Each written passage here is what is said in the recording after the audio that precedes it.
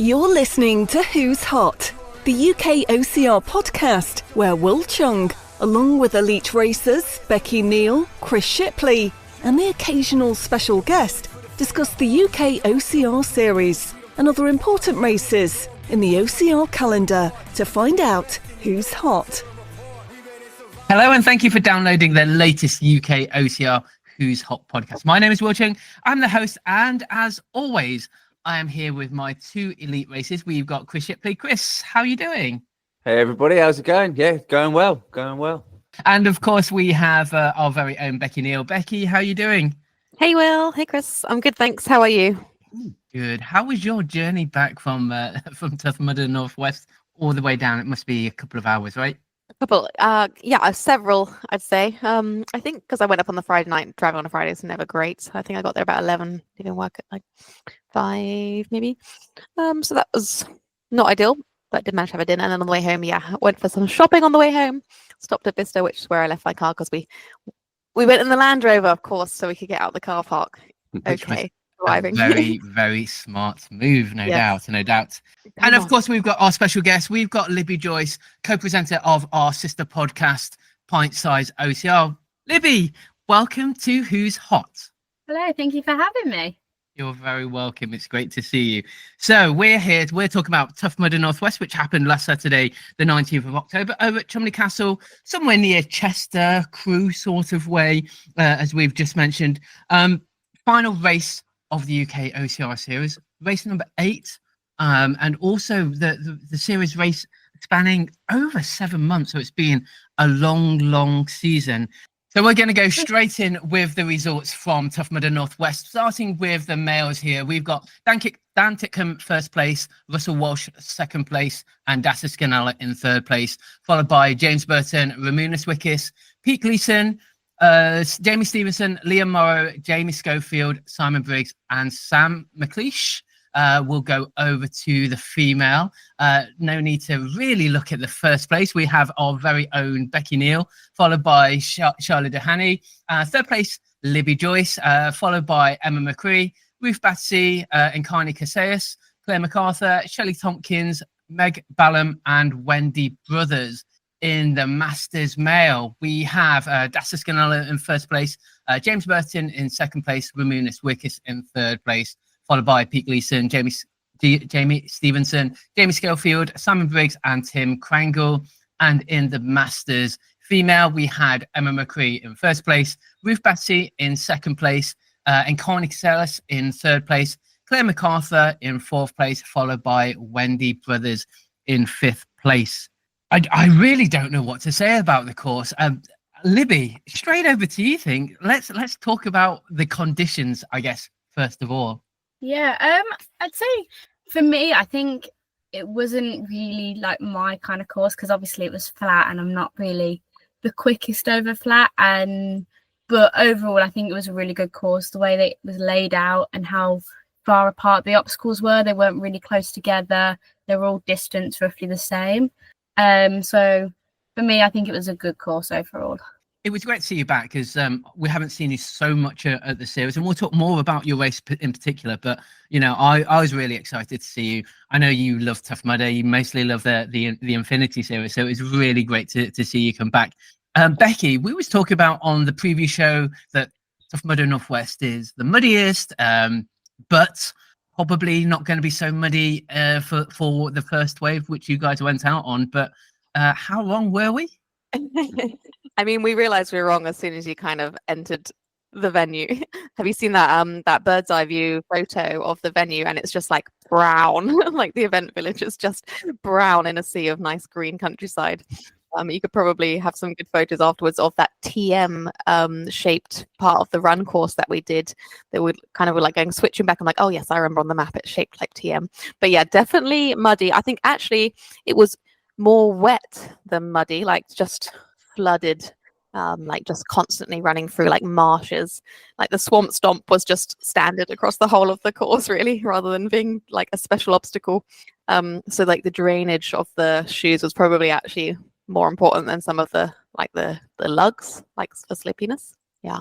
And Chris, we was on the live stream, and unfortunately, because it was so flooded, we wasn't able to get into a buggy and follow people around, so we could only capture where we can. However, Becky, you just talked about Swamp Stomp, which was, I think, the second proper obstacle there. And actually, we went around it. I don't know whether you guys noticed, but actually, Swamp Stomp was the pond right next to you. And I was told that the guys tested it the day before, and it was 5'7" deep. So that's why it was just kind of went around it, and rather, kind of a bit splashy. But we were on the edge of it, yeah. Libby, Libby, let's talk about the course a little bit more. What I guess what obstacles kind of stood out for you? For me, I'd probably say like the swim or Arctic Anima for me, mainly because I like the water side of it. I think for me, water helps me a lot. I think what else? The what's it called? The fingerboard one. Just the tip. That was hard because of how slippy it was. Yeah, we watched quite a few people going over that. We had to, on the live stream, we could see everyone changing their tactics as they went halfway across. Obviously, people got onto it thinking this doesn't look too bad. And then all of a sudden they got halfway through the obstacle and realized it's a lot more slipperier than it was and changed that tactics on it. Good. Yeah, I think it was the doorknobs that made it the hardest because they're like pure, because obviously they're metal. It's harder to grip it when it's wet because of how slippy it is. I think they had the most failures overall throughout the day, didn't it? Most people came off that. I think most of you ladies managed to get through it fine, but some of the men, they came off. I think Das was one of the few men to complete it. I completed it, and so did Laura MacArthur's mum.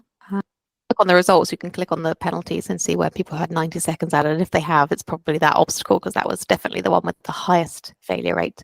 But I remember getting there, and the spectators were there, and everyone was saying, no one's complete yet, just one man, and it wasn't even Ramunas. And I thought, well, that's motivation for me to get it done, and I'm glad I did. A little celebration, but yeah, it took a little bit of concentration, a bit of a while, and the gloves were helpful. Actually, I wore gloves that helped the purchase on the metal. Chris being attacked by a spider right now. Yeah, I am a little bit. Yeah, I can. Remain calm. For everyone that can't see in the background, I won't show it, but there's a giant spider in the studio at the moment, and I think he's after my job. I'm okay. I'm okay. What's worse, a spider or a Block Ness monster? Spider. Yeah. But going back to that obstacle, when we went for it on that Tough Mudder day that we had, we all noticed how bad it was during that little fun run. And we even said during that time that this could be a one that could take people out. So slippery, so hard to get on, so hard to get through. It just catches you out, not necessarily needing that grip strength, but just sliding off. As soon as you slide off, you're off. Yeah, and comparing when we did it on that fun run versus in the competition, it was another level in the competition, because just because you're pushing harder, you're already like, I don't know, I was totally wet. My hands felt kind of dry, but it was just, you're exhausted, you're trying to go fast, and it was just all these other things that made it even harder. But Libby says she likes the wetness and the swimming, and I know she does, because I remember when we were in Havar last weekend, seeing her just in front of me swimming off like super fast. So I knew that when we went into the water, and with Libby just on my heels, that she could overtake me in that swim. And that was quite a long swim, wasn't it, Libby? Yeah, it was. Yeah, it was quite long. I think it's the first bit, and then obviously you had to get onto like the platform. But I almost fell off because I didn't see the balance bit between it, and I started running forwards. And then as I got to like the edge, I saw it. I was like, oh, yeah, maybe I should be a little bit more careful here. It was like a floating, slippery plastic, wasn't it? And you had to really balance and not slip as well. But yeah, fast feet was my strategy. And then another swim, and I jumped off of that, and I thought my head wouldn't go under, but it did. I was like, oh, right, I'm totally submerged now, and that felt cold. Like that lake felt cold. I've done some filming later on with Kieran and the Solar Mudders. I obviously could go in it, but he filmed kind of from going in to getting out, and that took him about five minutes. He was wading, a bit of swimming, so it was a long old obstacle. I would have 50, 60 of either side of that pontoon, and I don't know how you guys got on in terms of getting on the pontoon, because that was actually quite difficult just to try and climb onto it as well. It wasn't graceful. That's how it went. No. But we were actually quite close together still there because it was the third obstacle, maybe like a mile in or something. Yeah. And it felt like everyone was still close together, including the women and the men. So it was kind of hectic, and we didn't really know how deep it was going to be. Like you were going in, but then suddenly the floor drops away, or you're standing on the floor, but you're actually sinking in the mud still. That was definitely the case in Mud Mile. I noticed that was different. Like you jump in, and the floor was not hard. The ground was not solid underneath you. You stuck in the mud. Like I would thought I was going to lose some shoes in there.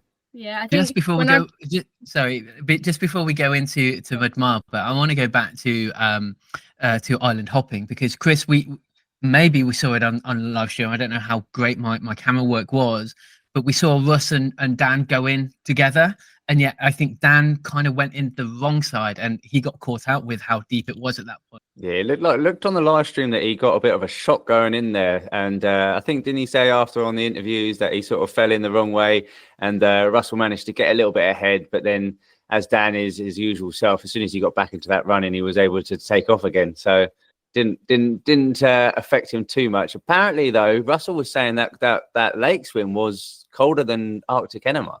Did you guys feel that as well? It felt like that because you were in there for longer. Yeah. We weren't really expecting it so much. We hadn't been wet yet, apart from our feet. What did you think, Libby? I wasn't too cold, mainly because I had my running wetsuit on, because I was a bit nervous coming into it being in two hot countries that I was going to come straight back to doing a Tough Mudder, which is full of water, and then Arctic enema, that I was going to be freezing. So I put my run wetsuit on just to be on the safe side. So it felt cold for what I had, but I wasn't like freezing. And I think having that wetsuit did help a lot. Yeah, I was wearing neoprene, but just on my feet and my chest. I know Das was wearing his swim run suit though, neoprene, like full neoprene. So yeah, that helped with the shock, didn't it? Yeah, it didn't hit me as much as I thought it was either. So it was quite, I felt like I made a good decision planning beforehand. Well, you're very experienced, Libby.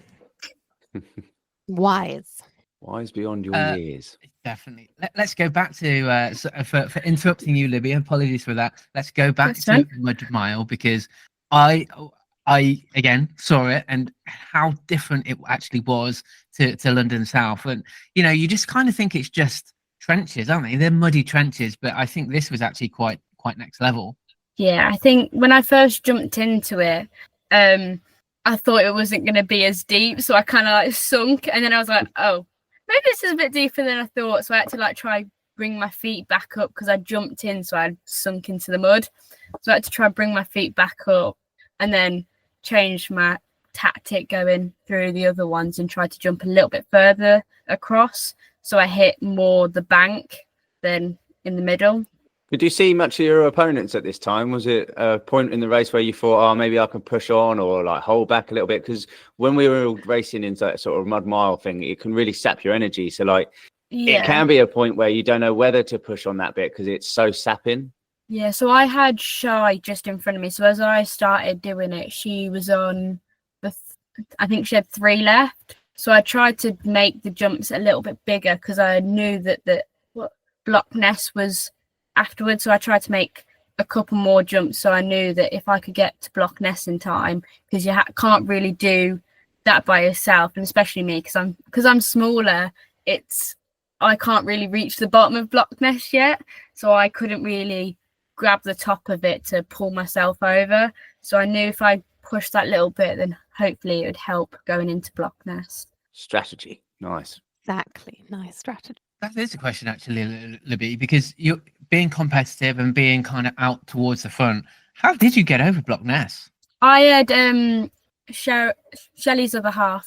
So he was there and he was like, Libby, do you want help getting over? So I was like, yes, please. Because when we got there was only 4 of us. So Shy, Sam, another bloke, and then me. So it was like, it weren't really enough to get us all over. So Sam managed to grab hold of my arm and pull me over. Well, pull me so I could hold on to the top and then pull myself over. Yeah, it's quite an interesting dynamic that Tough Mudder had on that one, whereas being able to use other competitors on course to get over some of them obstacles, because obviously the obstacles in Tough Mudder, you have to use everyone to get over them. So it was a completely different dynamic during a race, something that we don't usually have before. That was cool. Yeah, I think it was, nice to see. And I mean, people talking about how Tough Mudder haven't done a competitive race before, but of course they have competitive events, including Infinity, and previously Tougher Mudder, which was this competitive version. And when that existed, there weren't any rules. At least we had some level of kind of control with the bands and things. It was just really like Everest, which was essentially the only obstacle where I needed help, and the only one where I had help. And actually, that was one of the ones where you couldn't kind of get around it, so you had to have strategy for that one, or be able to do it. But I think there are different ways to kind of solve the problems, but it depends on everyone's strengths and weaknesses, really. Yeah, definitely. So moving on, Ness, and then there was the long runs over towards. Was it just the tip and Hang Tough? They were one after the other, weren't they? Yeah. Yes, but after quite a lot of, we had like Hold Your Wood and stuff before that. Yeah, we had Arctic Enema as well. Tear gas one, we managed to sit you on that, all coming through. Cry Baby, that's right. What was that like? That was I love Cry Baby. Lovely. It is one of my favourite, mainly because when you come out, you can actually breathe. Exactly. So I always feel like as soon as I come out, I can go straight off because it's like I can breathe and I've got my air, so I can push a little bit more. It was very dark, actually. It was really good. It was one of them sort of moments during the race on the live feed where we actually managed to see everyone at one time. So yeah, really cool. I did you a little one of these on purpose, and you noticed, Chris. I did. I noticed everything, Becky. Thanks. Wiping that, but apparently, as they were saying, you was wiping some mud off your eyes, not the tears. Oh, I did it on purpose to show you that it was Cry Baby. I did a little tear wipe just for you. I didn't realise you was into amateur dramatics as well. Obviously not very good at it. We had that the one where you go over the wall as well after that, or just before that actually. But Arctic Enema was the one before that. I mean after that, Arctic Enema. It was icy. There was like piles of ice next to it. I could just running up to it, seeing it like, oh my god, there's so much ice. But yeah, maybe it wasn't too bad. No, I felt it okay, mainly because it's one of my favourites. I love going in and out of water. But I came out and one of the water marshals was like, Libby, you've got an ice cube on your head, love. And I was like, oh. And I brushed it off quickly, and he was like, have you got that on photo? Because there was a photographer there as well. There was quite a lot of running after that, to warm you up, I guess.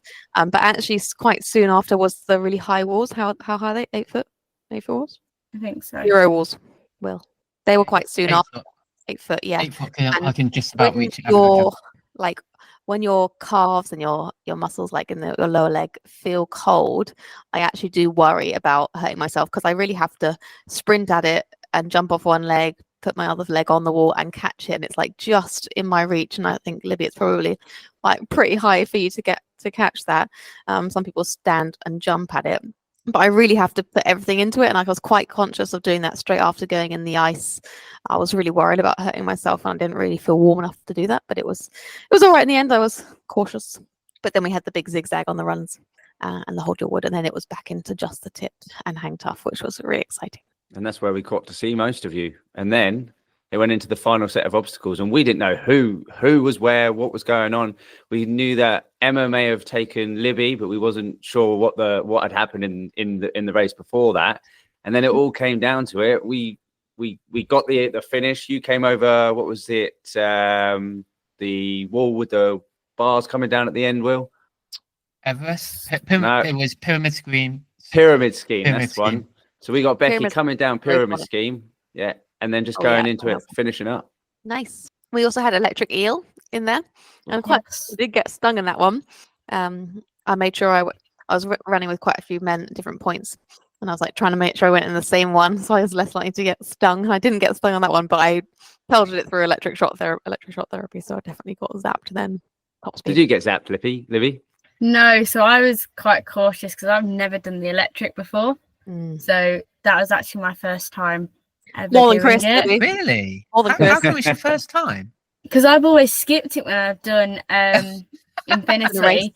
because I've always been so scared, because at my first Tough Mudder I watched someone full on collapse on the floor. So I've always been scared after that of it happening to me. So, and I was like, who was it? I think it was my dad was like, Libby, come on, you've got to do it on this one. I was like, fine, I'll do it. So I did it for the first time on that one. Nice. I've done electric eel before, so I did that once. But that was the first time doing the last electric shock. That's what it's all about. Overcoming your fears.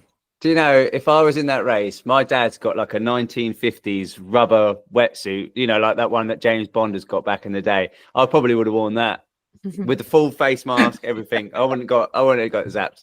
Yeah, I was actually with one of the guys at the end.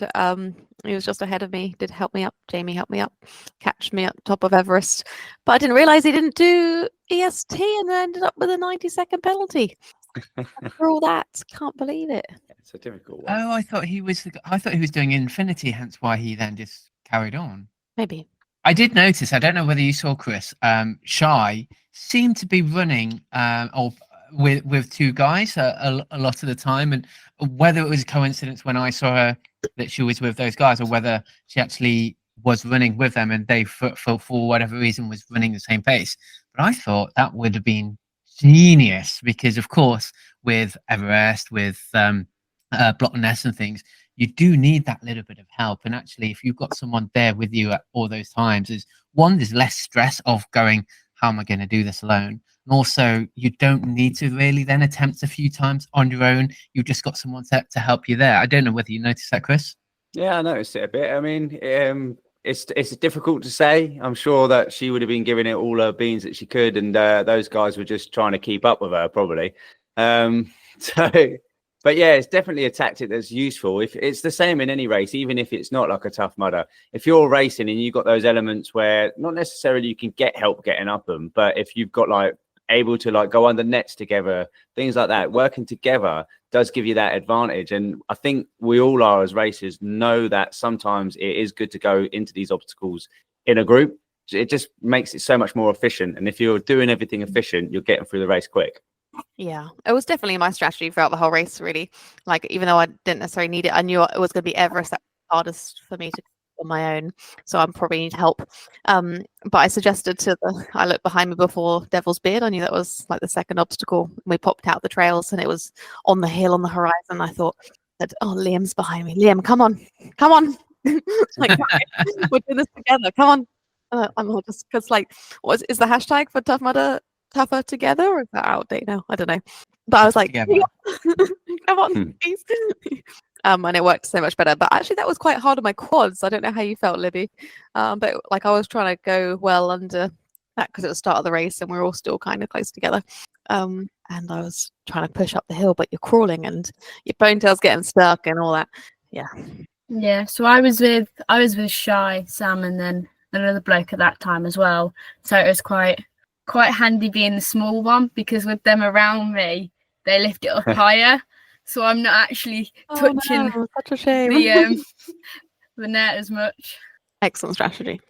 We've got some female feedback here, so I always go on the British Obstacle Sports members page, ask them about the race. So we've got Kelly Spalding, and Kelly, thank you very much. You was a great help in helping us film over the weekend, so thank you, Kelly. It's brilliant, absolutely fantastic end to the series. Really enjoyed seeing everyone challenged for the top positions. The only criticism is the penalty system meant the results weren't clear straight away, but considering it's the first time TM have done a competitive wave like this, it's understandable.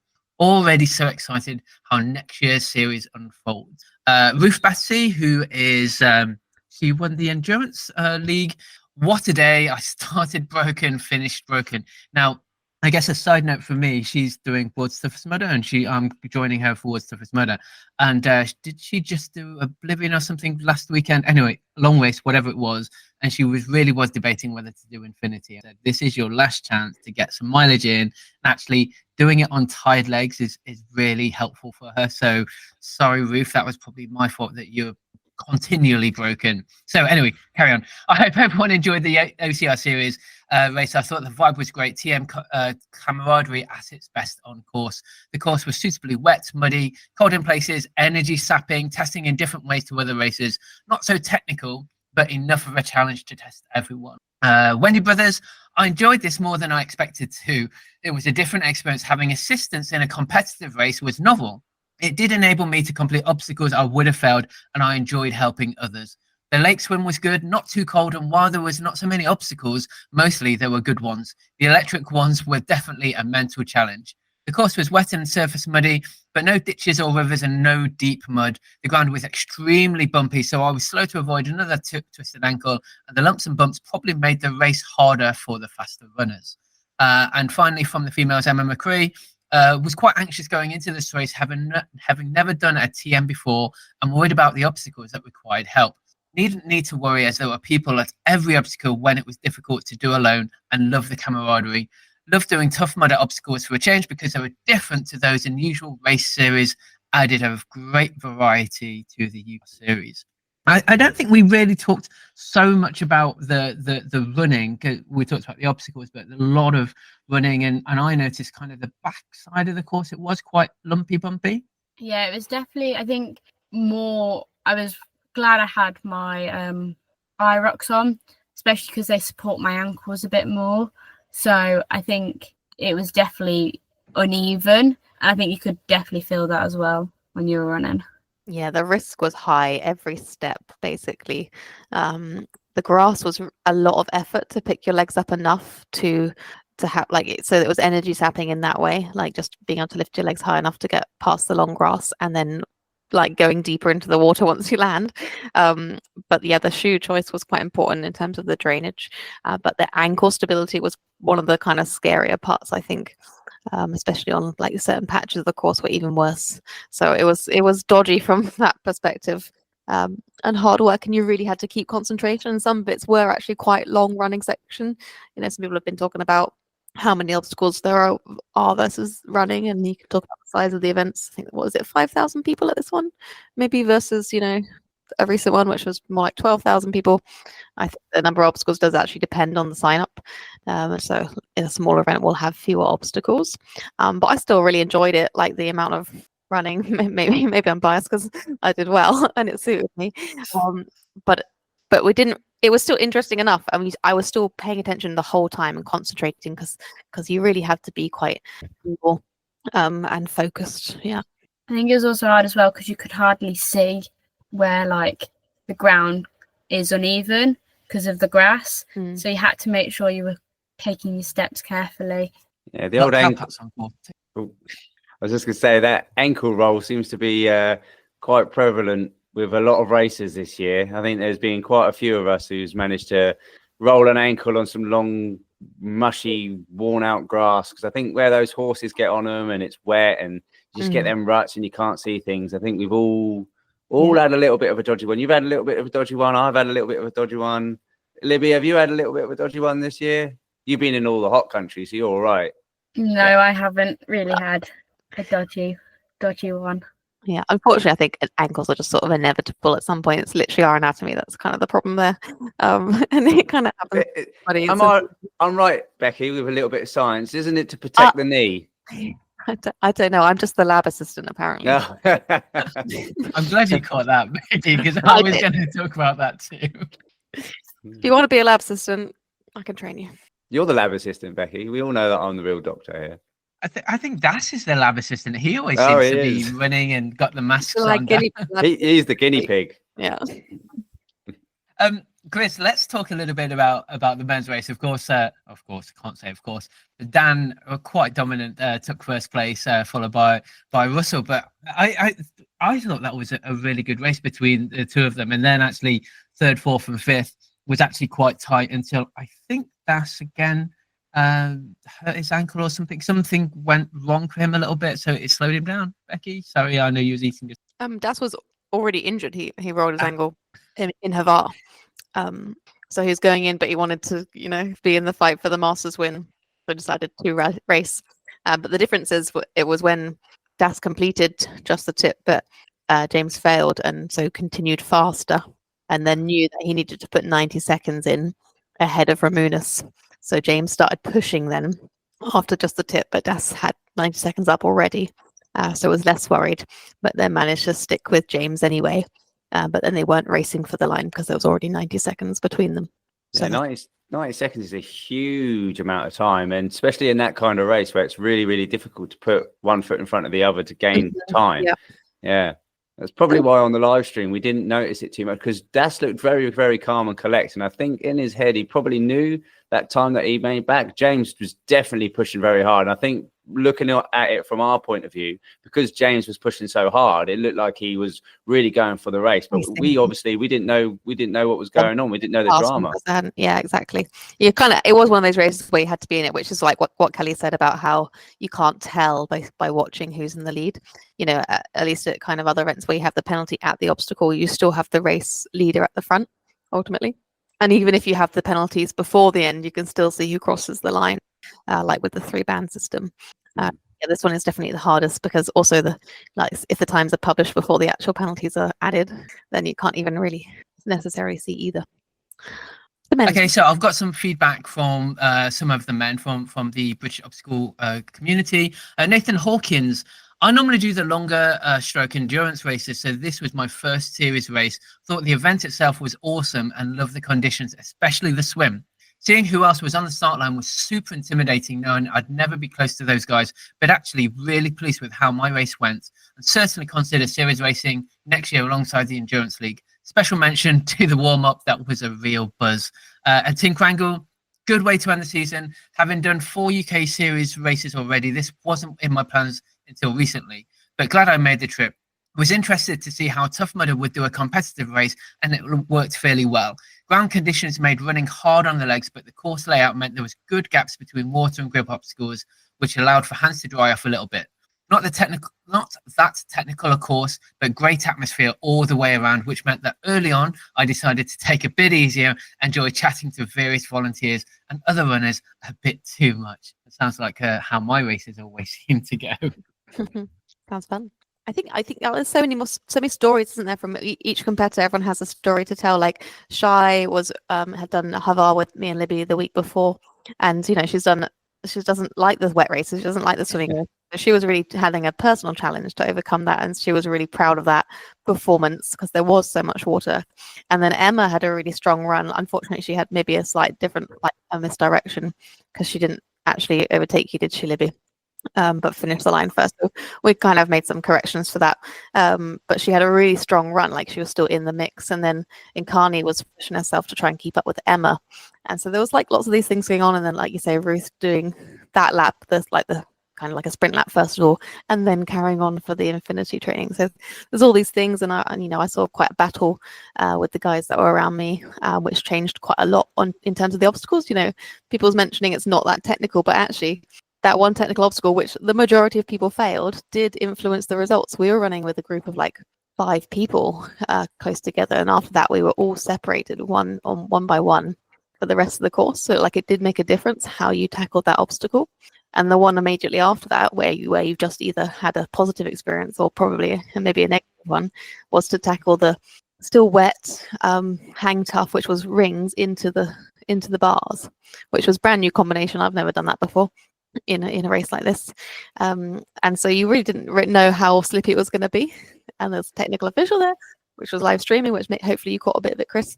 No, we got loads. Yeah, that was quite exciting. And I think you see people come off that, and then we were about 2k from the finish, maybe there or something like that. And so you could feel like you're going back towards the village. The end is in sight. You've done now the hardest obstacles, and it was really like a push to the end. I think you can see that when the men come off it and they start like pushing on. And there's basically just electric eel, the balance beam, the what's it called, A-hole, pyramid beam, and Everest and EST to go. Hey Chris, we can't really move on. We'll go on to the overall standings, but we can't go on without your experience of commentating. How did it go? How did you get on with Alan? And I know there's some parts when you couldn't really see much, so you was kind of filling in. But how did it go? Did you enjoy it?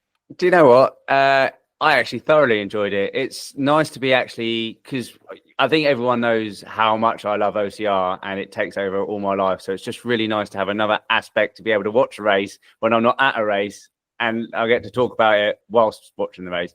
It was really, really cool. And big thanks to Fergal Kenny, because he gave a lot of information that I was able to use during that race. And if it wasn't for him, I would have been stumbling all over the place. So, but yeah, it's just great. Hopefully we can do a lot more of these things and get some good commentary and just make the stories of these races come alive and get people watching it. I thought it was fantastic, Chris. Like, especially how you managed to fill all that time talking about your love for OCR. But yeah, the information from Ferg was excellent about, like, if this person comes in this place, what does that other person have to do? What does it mean for the points? That was really exciting. And I thought the combination, Will, of you and Kelly and other people getting different footage and then switching between was really, really exciting. And all you need is better internet, and then it's perfect. We'll work on it. We are working on it. We are working on it. I think you're absolutely right, Chris. If we can show more of this, and there's more of us out there doing that little bit of filming, people in the background, like Ferg helping us with a bit of the commentary, and then you and Alan and Ian and everyone else can build those stories, because the Body Hub Beast race was fantastic, and obviously it's a lot easier being in such a smaller place. But all the races, they've all got stories. So sometimes it's not always about first and second, because Becky this time was very dominant in the race, and so was Dan. But actually, sometimes further down, when you've got those battles for third, fourth, and fifth, that's when the real stories emerge, and we can start to talk about everybody, not just who's coming across the line first time. So I'm really looking forward to next year in terms of trying to do more and supporting the community and the races more. But yeah, I'm glad I thought you were really good, Chris. I'm just gonna be a bit of a fan here, but you and Alan, I thought made a great team. That's cool. Thanks, I appreciate that. Right, let's move on. So, of course, we've had the final race of the series. That means we do have the overall standings. I've got them here. Again, thanks to Ferg for getting on and pushing those buttons on the calculator. I am going to say these are provisional, because I'm not 100% sure these are our final, but they are. Overall race standings. I'm going to start with a female. We have Federica Di in first place, 1,965 points. Second place, Shyla Dehani with 1,865 points. Third place, Karen Macquarie, 1,835 points. Fourth place, Becky Neal. Fifth place, Tamar Barkley. Sixth place, Elizabeth Brimacombe. Seventh, Pip Rainbow. Eighth, Emma McCree. Ninth, Laura Haywood. 10th, Ruth Battersea.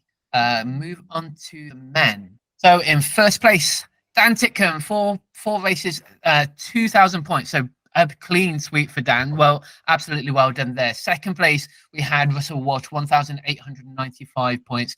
Third place, Morgan Maxwell with 1,687 points.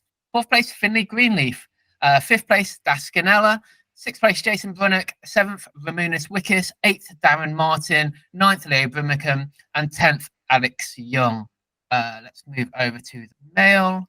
So, first place, Das Ganella. Second place, Ramunis Wickes. Third place, Alex Young. Followed by Simon Briggs, Tim Krangle, Andrew White, James Burton, John Paul, and Jason Wright. The Masters female. First place, Tamar Barkley. Second place, Emma McCree. Third place, Laura Haywood. Fourth place, Ruth Battersea. Followed by Louise Ferriman, Debbie Love, Susan Jarman, Claire MacArthur, and Wendy Brothers. Congratulations to all of you over the whole UK OCR series. And I will just finish with the teams. First place, Nuclear Phoenix, 4,650 points. Second place, Rumble Racing, 4,395 points.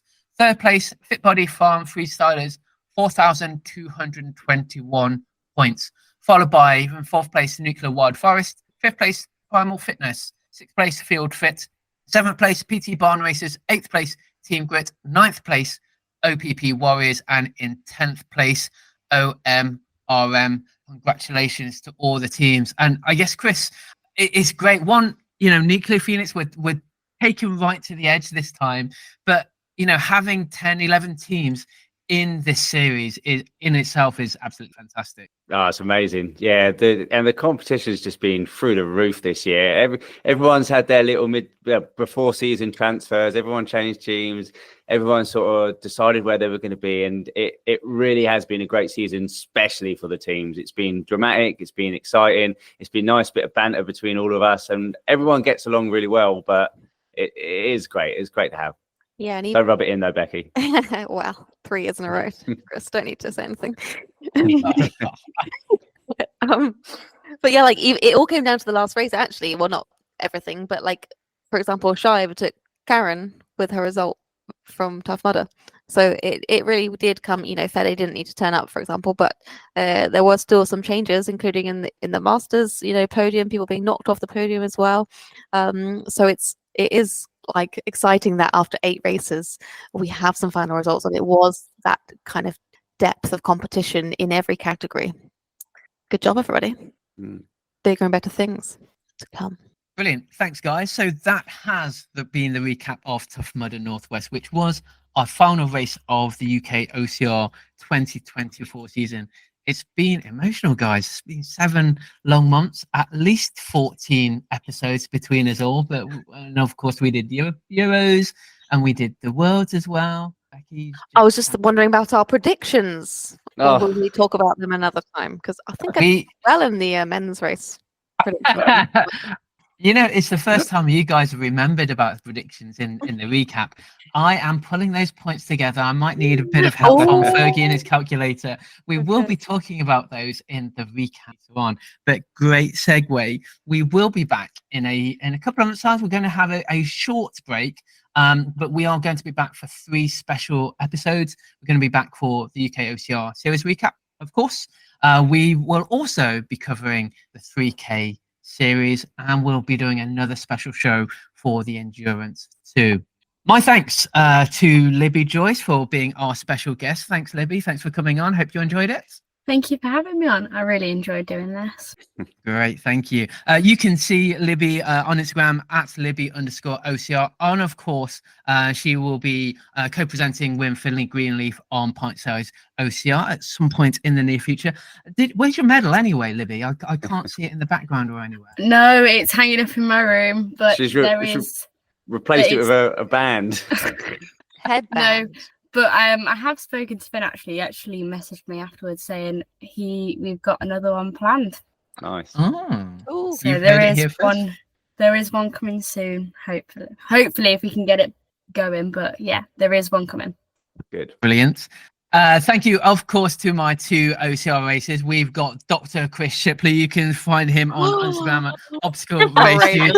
And of course, the lab assistant, Becky Neal, at the Run of She went through blood, sweat, and tears to get that title. Anyway.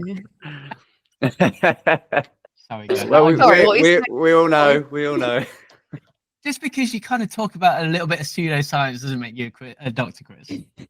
Just ask the public. The public knows. All right. Thank you as always.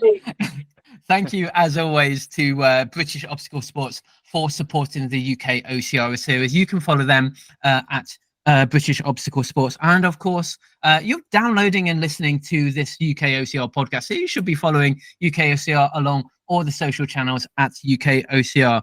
This has been the final episode of the 2020 season.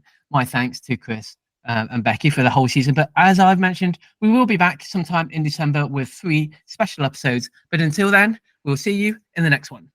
Bye. Bye. See you later. And also, we have a very special guest. It's Libby Joyce, co-presenter of our...